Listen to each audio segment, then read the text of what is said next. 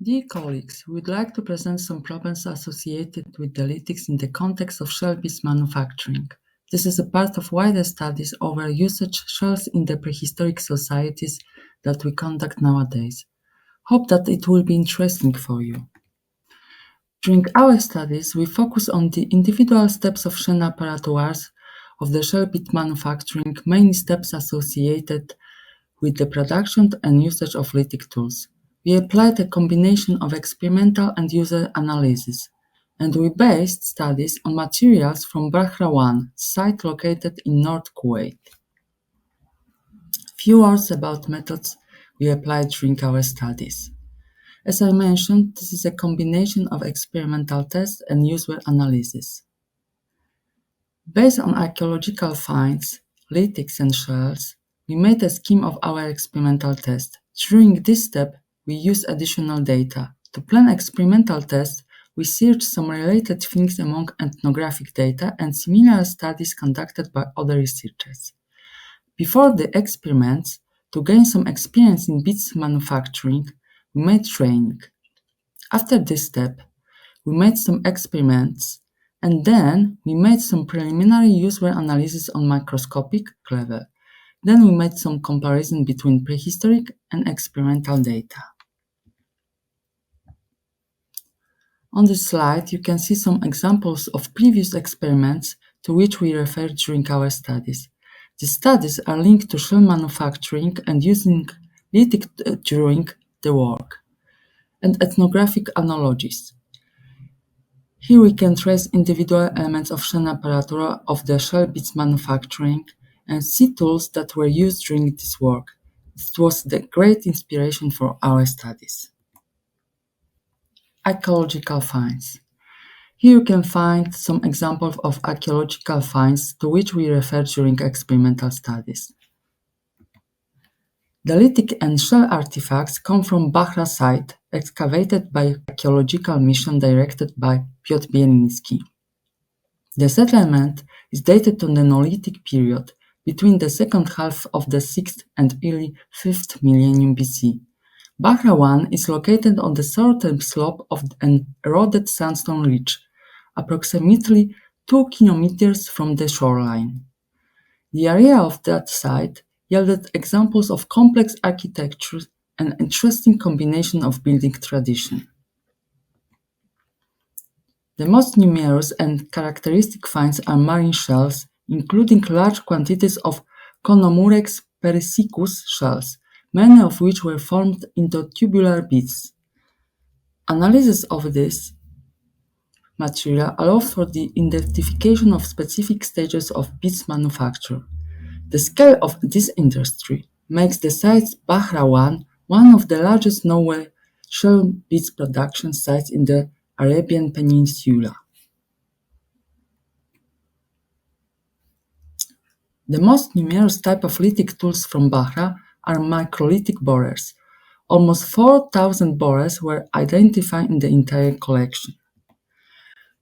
Most of recovered pieces are broken from use.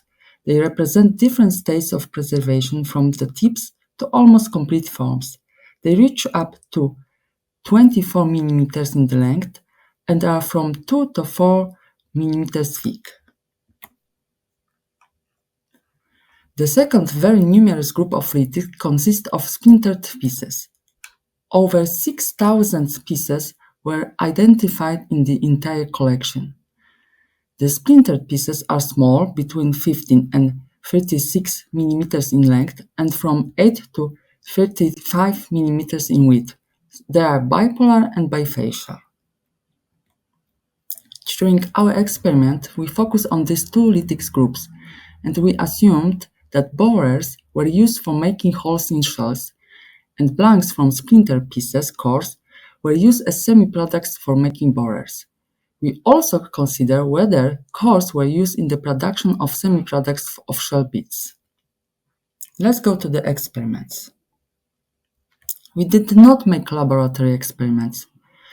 We made actualistic studies. We made some experimental fieldwork. We simulated specific activities or situations that might have occurred in the past. As we know, Actualistic studies assume that the use of replicas of prehistoric products leads to formulation of general analogies in the interpretation of archaeological data. First of all, we selected and prepared some lithic borers. Usually, Neolithic societies made borers from blades. Example of such blanks and tools you can find in the left corner of the slide. But in the case of Bahra, borers were made differently. Based on the morphology of borers from Bahra, we assumed that they were made from splintered pieces. So we made experiments with the production of semi-products of borers using the splintered technique.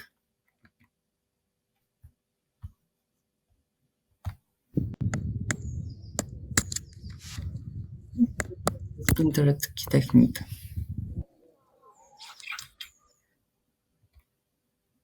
And second video showing the splintered technique.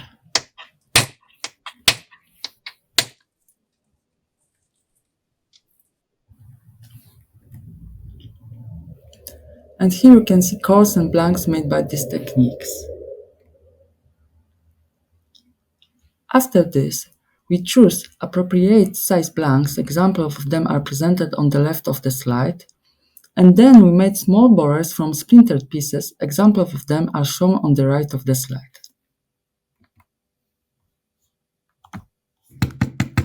The first video shows borer making with the use of stone billet.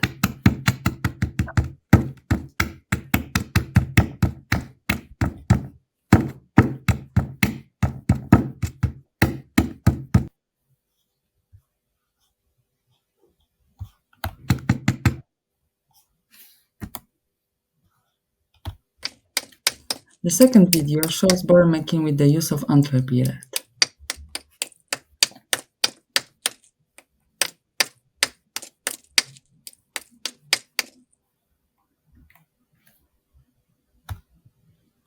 And the last one presents a different way of making borer with the use of antler retoucher.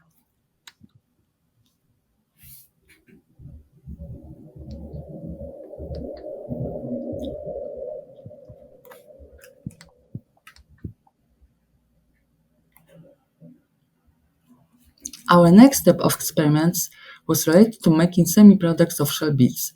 We initially thought that during this phase we should use splintered pieces, cores, for cutting and splitting the shells, but based on the observation of the preforms of shell beads from Bahra and the primary microscopic analysis of splintered pieces, cores, which were not used, we decided to make semi-products of shell beads by grinding shells on sandstone. At this stage of shell-bead production, we started grinding of the preforms and giving them the right shape.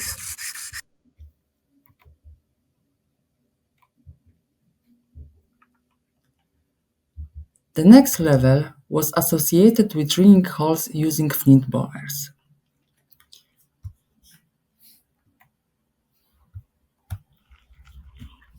Here you have an example of drilling by lithic borer. Borers were made based on lithics from Bahra, so they were very tiny and it was not easy to hold them in hands and use them. So that is why we also made and used some kinds of prehistoric hand drills. These drills were formed based on ethnographic data. We put inside the hand drills lithic tools. According to previous usual traces of Neolithic borers, we can conclude that they were covered by hafting traces resulting from the contact with wood, bone or antler, hard material and hide. That is why we made this type of hafts. And this video presents examples of usage and drills.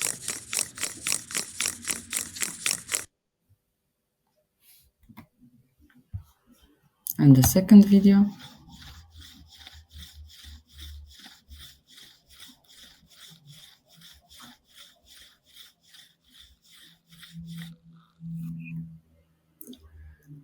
And the photo of the worn-out borer.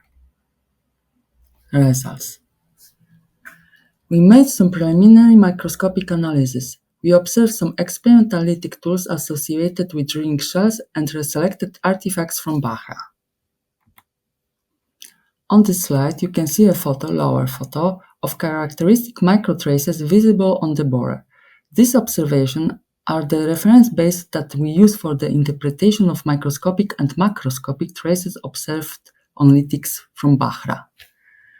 Hope that it will be easier to indicate on a microscopic level the examples of lithics that could be used during the Shell-Bead manufacturing. Also, we observe some kind of hafting traces. Upper photo. And another example of experimental borers. We can identify characteristic traces on micro and macro levels. And the last step of microscopic analysis was the observation of lithic tools from Bahra. We made a preliminary analysis of lithics, and on this slide you can see the photos of lithics and traces on borers that were found in Bahra. On these borers, we did recognize the distinctive traces related to shell processing. Another example of traces of usage on borer from Bahra, photo on the left. But in this photo, you can see technological microscopic traces. They are the same as on experimental borers formed by stone billet. So we can assume that borers from Bahra, at least some of them, were made by use of stone retouchers. And the last thing, as I mentioned before, we also examined under the microscope the splintered pieces. We thought that these artifacts were used for cutting shells, but I did not recognize any usage traces on splintered pieces cores from Bahra. And here are photos of traces on experimental tools for cutting shells for comparison.